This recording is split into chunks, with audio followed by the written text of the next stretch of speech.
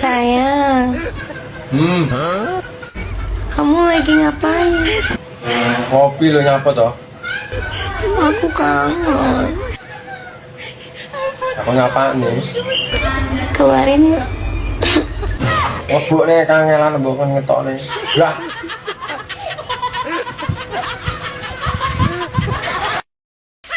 Jane aku ki sedih, Lah nyapa sedih? pengen nangis ngono lho, Lah perkarane opo pengen nangis sih? tapi ndak iso sak menika. Lah karone wis gerang gembeng iki lho.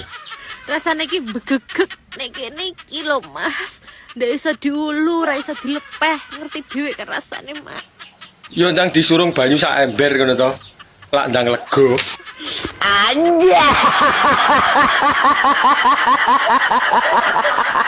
Bi, aku iki kok penasaran to. Iwak biawak karo iwak biawuk iki jane enak ndi to? Enak iwak biawuk, Mas. Enak tenan apa ora? Engko ora sesuai karo kenyataan. Anu, opone nek waya udan-udanan nek mangan kuwi. Masa toh? Dadi marai pengen aku. Kapan-kapan aku dudu ana iwak biawuk ya. Lah wi carane kudu digodhog apa piye? Wis ora usah digodhog, Mas. Mentahan kowe doyan. Urip digawe nyantai, Cuk. Nyantai patakmu sigar wi. Ora roh butuhe pirang-pirang. Besok wayahe asok, Bang. Dobel pisan. Durung butuh liyane. Lah lek kowe golekane masa depan sing cerah-cerah ngono ki ya kono rabio karo sengenge. Ngen bloloki matamu pisan. Do methek gitu ndase. Rumangsa kok. Lah irungmu nyapa yo mbok keluh iki. Udah ilang to sangare. Ngono sanes keluh nggih niki susuk Gek susuk apa? ajian tundung gatel. Trai dulu. Kok jaran. Aku jane pengen adus ning laut ben seger.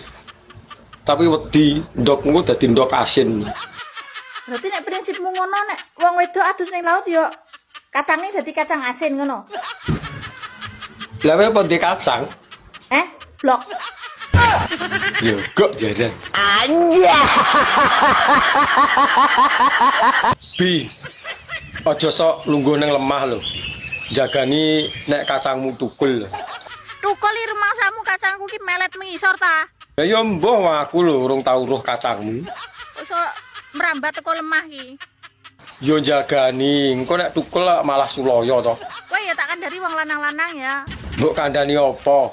Aja sok lungguh ning dhuwur beras. Apa ora nek nggon apa piye? Lungguh nang dhuwur beras iki lho. Engko mundak beras entek Lah entek parane nang ndi? pangani manukmu. Ayo. Lah rumangsane manuk kuwi gragas apa piye? Tar yo delokok jaran.